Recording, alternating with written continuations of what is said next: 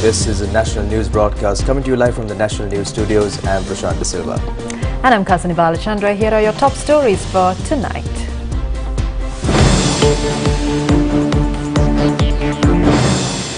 The railway has been declared as an essential service with immediate effect.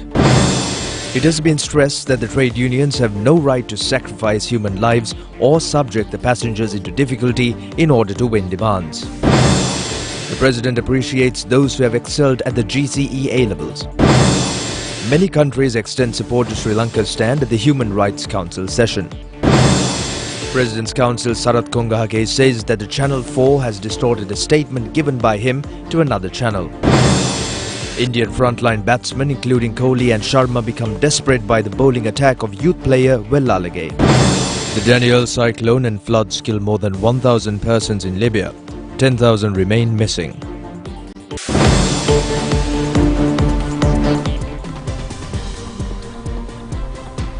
President Ranil Vikrama has issued a Gazette notification declaring railway as an essential service with immediate effect.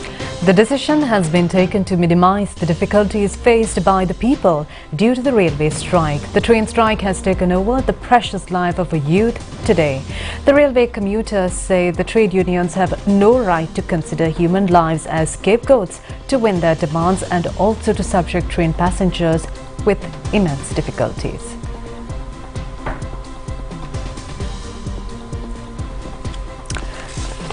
A youth who travelled on the roof of a train fell from the train and succumbed to his injuries at the Horape railway station this morning.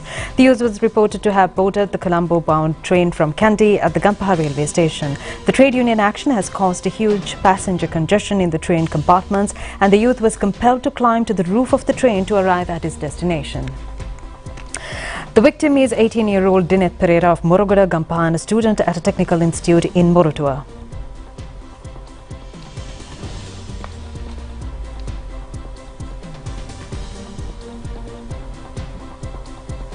The Railway Locomotive Operators Engineers Union has been engaged in a work stoppage since last night based on a dispute on salary increments. Only 37 train journeys were conducted this morning. 39 train services, including officer trains, were cancelled today. Many express trains were compelled to be halted at every railway station.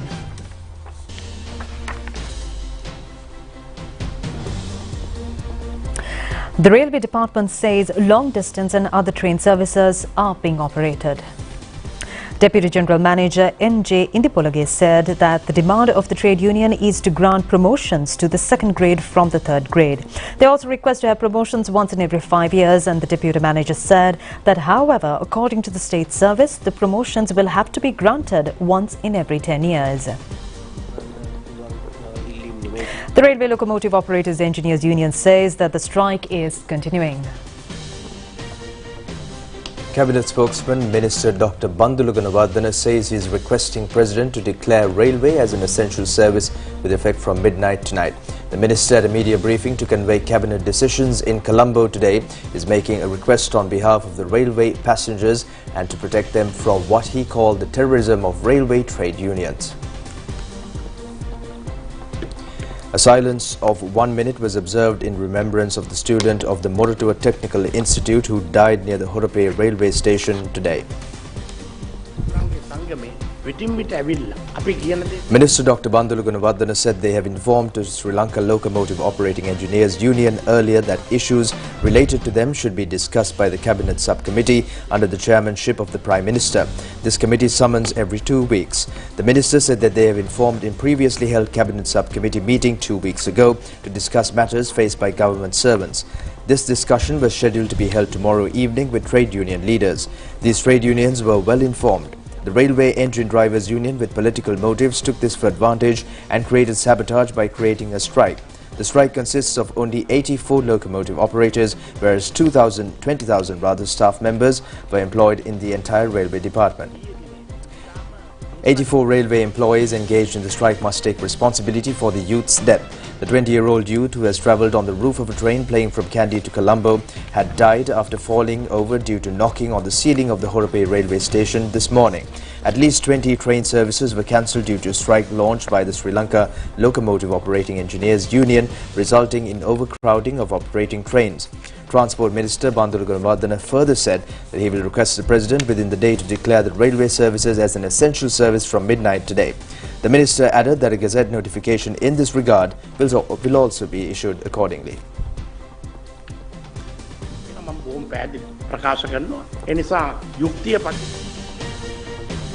A ceremony to evaluate the students who have excelled at the GCE Advanced Level Examination was held under the patronage of President Ranil Vikrama and Prime Minister Dinesh Gunawardena at the President's office today. Students who have performed excellently at the GCE A-level examinations of 2021 and 2022 were felicitated on this occasion. The President has handed over presidential evaluation certificates and cash prizes to them. 90 students who have qualified the exam in the most excellent manner were given prizes. Cash prize of 50,000 rupees have been offered, covering all 6 study streams of the advanced level to the students who have secured first, second and third places island-wide. For other students who have excelled in the examination, a sum of 25,000 rupees have been presented. Current A-level system, it doesn't produce students who are balanced. I think what's important for the society is balanced people. So if we study the education systems in, say, for like US and Australia, what they do is they actually have, so if you're taking STEM subjects, you're taking science subjects, you have to take at least a few electives out of humanities and social sciences. So that what that does is it gives you the freedom to think. It doesn't narrow you to that single path. So we were in Royal, I did arts, PM did science. Now we have all come back here again. So my concerns about streamlining.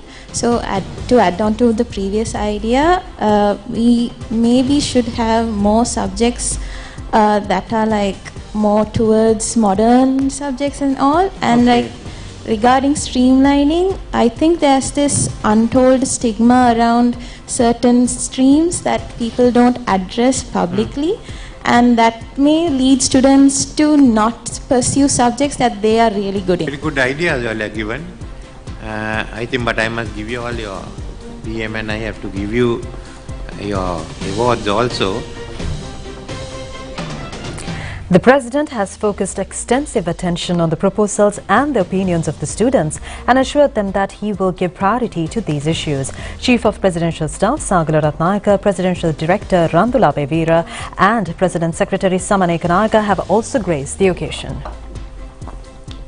President's counsel Sarath Gongahage says the Channel 4 has misinterpreted a statement given by him to another channel. At a special media briefing in Colombo today, he further said that it is customary to engage in the practice of making such false accusations with the nearing of the Geneva Human Rights Council session.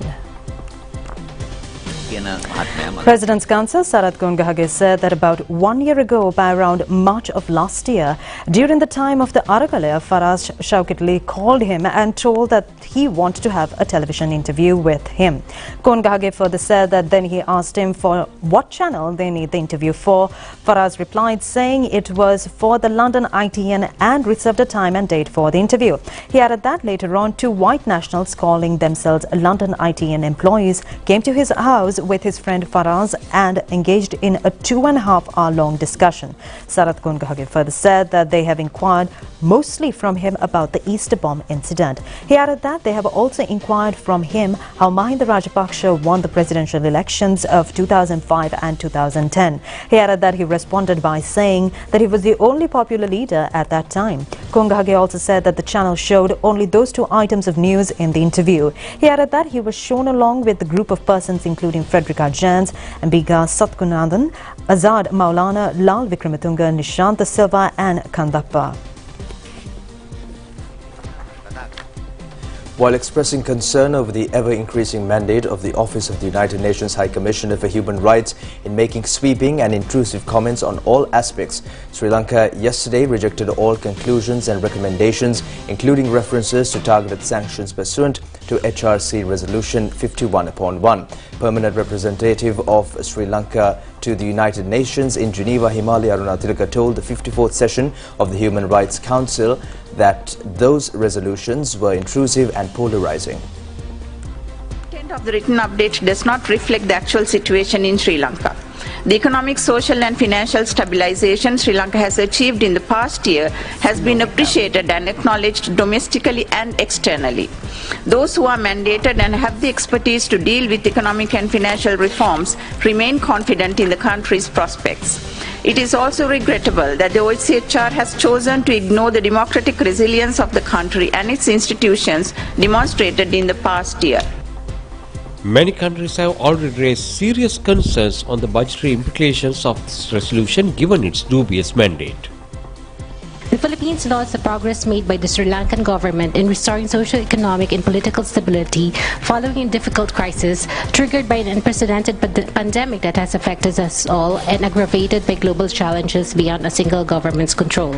We urge the international community to support the people and government of Sri Lanka in their continuing efforts to strengthen democratic institutions, pursue accountability, and achieve national reconciliation and unity. We note the OHCHR's efforts to contextualize the human rights situation in Sri Lanka from the social and economic lens.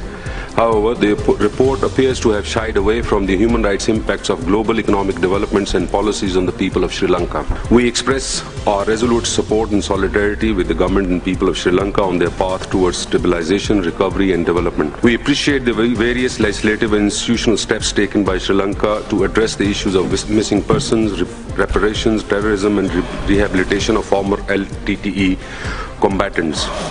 We also commend the steady progress that Sri Lanka continues to make in fulfilling its human rights obligations.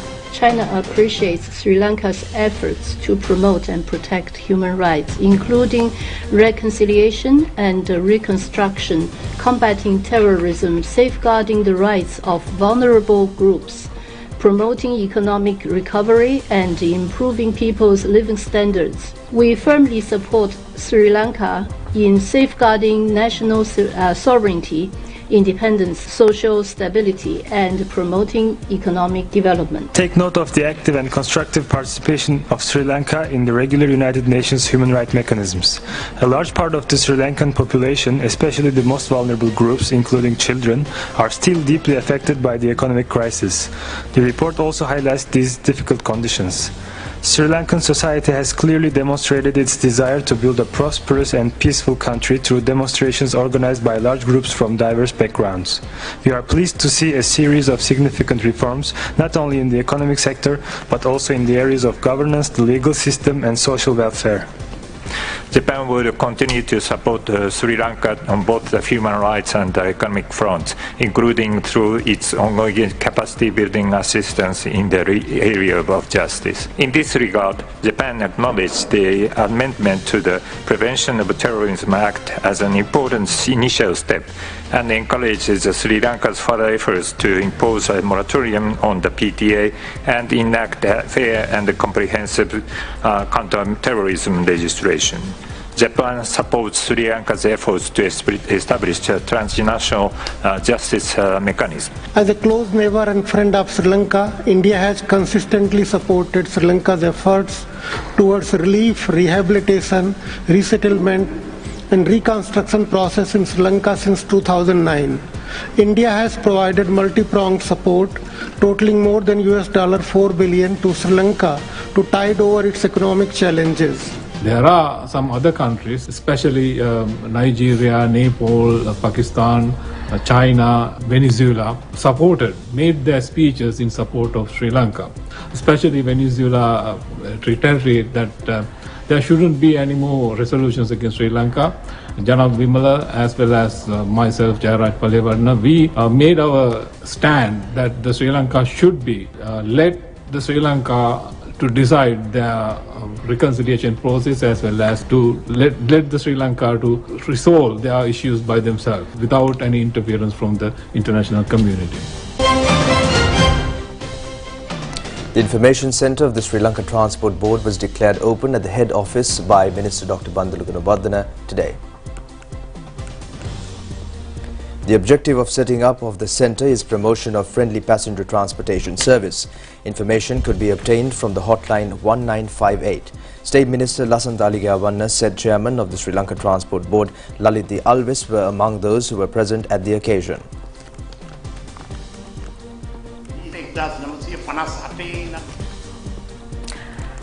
Permission has been granted for the importation of rechargeable electric vehicles on duty-free basis. The aim is to attract more investment opportunities. The Cabinet of Ministers have approved the granting permission to import rechargeable electric vehicles without customs tariff with the objective of attracting investments. This permission is applicable in connection with retaining and extending investors for reinvestment of program of the approved companies. Permission has been granted to import rechargeable electric vehicles of the value less than $30,000. An agreement has also been reached to impose zero custom tariff for assembling and manufacturing electric vehicles and plug-in hybrid vehicles. Through this attractive encouragement, investors and manufacturers can be attracted as well, and it can be directed towards future export probabilities. The proposal has been presented by the President. The concurrence of the Cabinet of Ministers has been granted to submit to the Parliament the draft bill prepared by the legal draftsman in order to revise the value-added tax, including the repeal of simplified value-added tax scheme with effect from the 1st of April 2025. The President has decided that this is an appropriate program to be carried out under the establishment of a vibrant tax repayment system.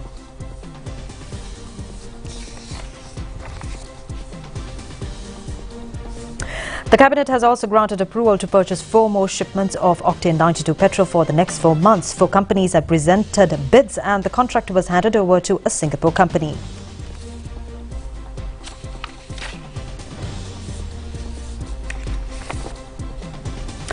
The Cabinet of Ministers have also approved the signing of an agreement to ban nuclear weapons. Accordingly, Sri Lanka is scheduled to sign an agreement in this regard at the United Nations General Assembly session.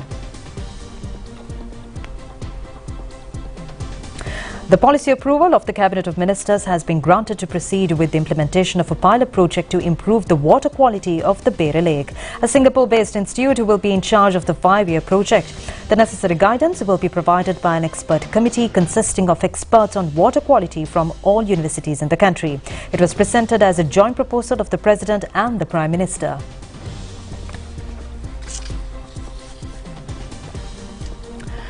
Chairman of the Development Lottery Board, Ajit Naragala, says that enhancing of income of the development lotteries would lead to a tremendous contribution to the national economy. He was addressing a ceremony in Vaunia. Cheques have been presented to prize winners in the northern province of the development lottery draw today. A female winner in the Mannar district has received a cheque of 1 million rupees. Prizes have also been handed over to sales representatives as a source of encouragement. Vaunia sales representative V. Annilindusa and other marketing personnel in the northern province have also attended the event. A new branch of the Vikrama Arachi Opticians was declared open in the Vaunia town recently. Audio equipment and spectacles of high technology could be purchased from this centre.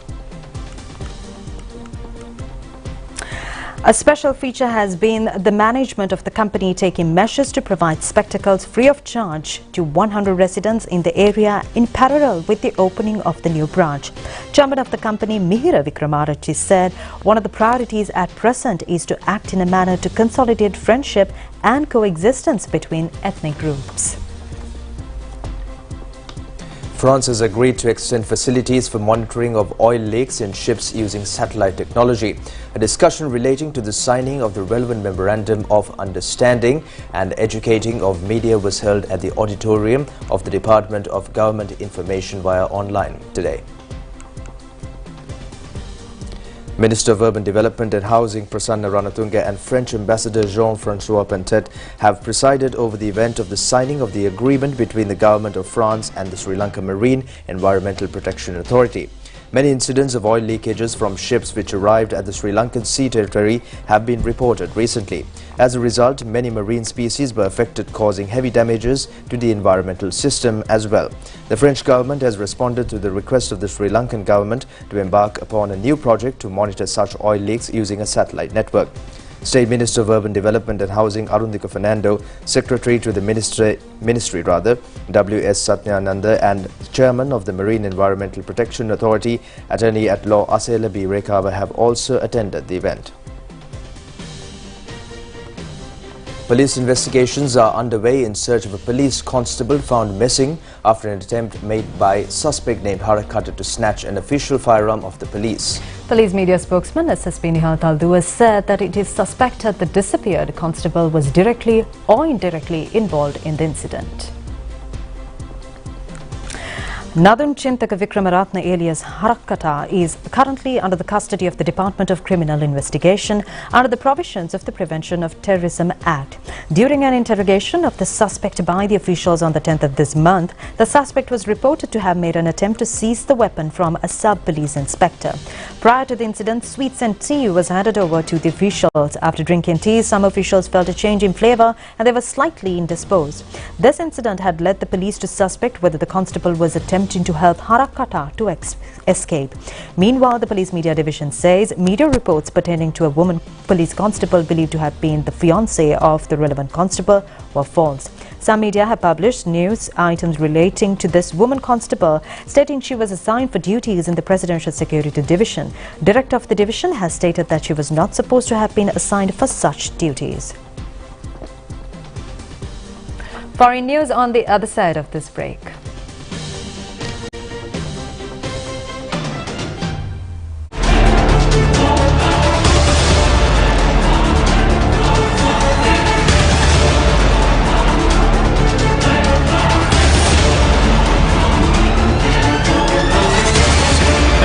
The Globe உலகெல்லாம் சனிக்கிழமைகளில் மாலை 4 மணிக்கு.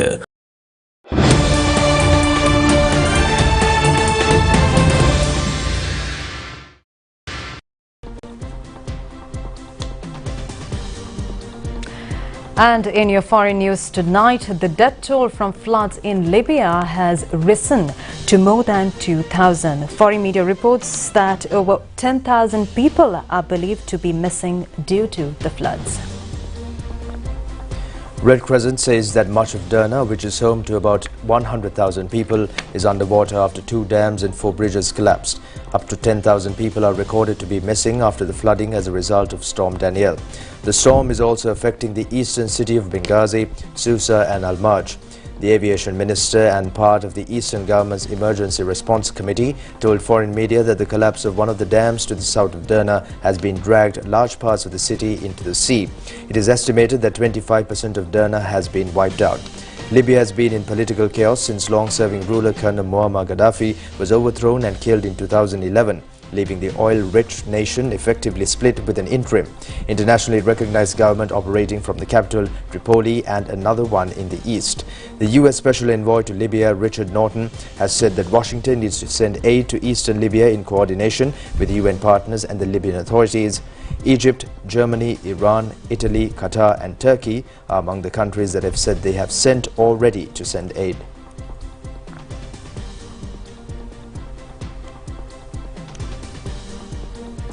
The death toll from the Morocco earthquake has risen above 2,800. Medics and rescuers continue to fight the clock as hopes fade of finding more survivors under the rubble.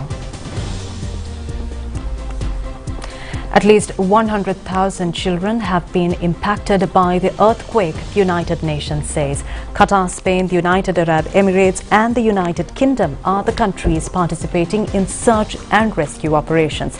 Hopes of finding survivors under the rubble are fading, not least because many of the traditional mud brick houses that are common in mountain villages crumble to earthen rubble without leaving air pockets. Some survivors have camped out in the open along the road which connects remote valleys to Marrakesh. They salvaged what they could from the wreckage, quickly packed bundles of their belongings and fled their destroyed villages. There are some villagers that still have the dead buried under the rubble. Many villagers have had no power or telephone service since the earthquake struck, and they said they had to rescue loved ones and pull out bodies buried under their crushed homes without any help.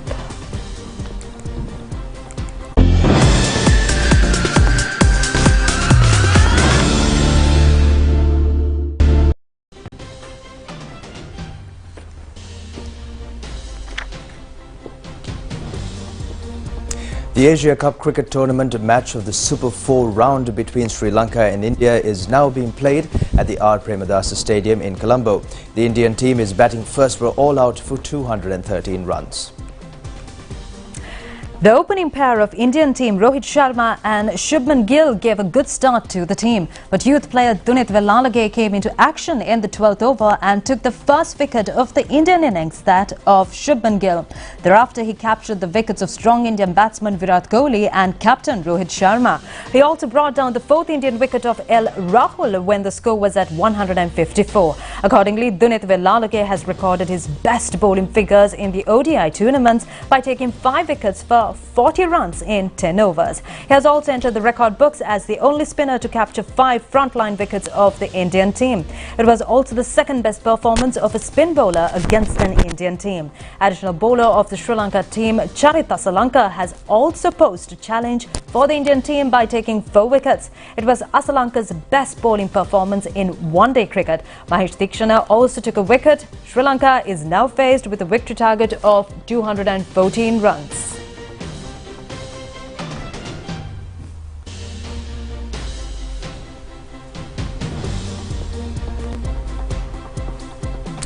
That's all the news we have for you tonight, together with Kasuni and Prashant signing off. Good night. Good night.